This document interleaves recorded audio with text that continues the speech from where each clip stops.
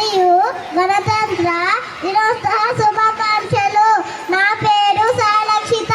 నేను ఈ పాఠశాలలో యూకేజీ చదువుతున్నాను. ఇప్పుడు నేను గణతంత్ర దినోత్సవం గురించి కొన్ని విషయాలు చెబుతాను. ప్రతి దేశంలోని ప్రజలు కొన్ని నియమాలు లోబడి జీవించాలి. కావున ఈ నియమాలను రూపొందించడమే గణతంత్రం అంటారు.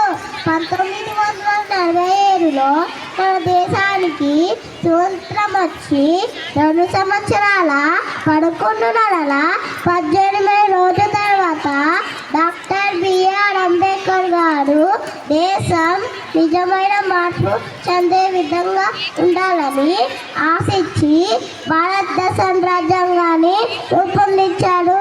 ఈ రాజ్యాంగాన్ని 1950 జనవరి 26వ తేదీన అమలులోకి తేవడంతో ఈ రోజున గణతంత్ర దినోత్సవం జరుపుకుంటాము.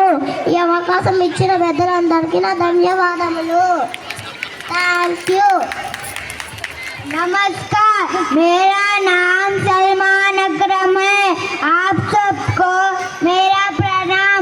आज 26 जनवरी है. इस दिन हम गणतंत्र दिवस मनाते हैं. हमारे देश का संविधान 26 जनवरी 1950 को लागू हुआ था. यह भारतीय इतिहास की यादगार घटना है. तब से लेकर अब तक इस दिवस को धूमधाम से मनाया जा रहा है. भारत मेरा महान. धन्यवाद. UKG section. Good morning to everyone. Happy Republic Day. Republic Day is celebrated on January 26 every year in India.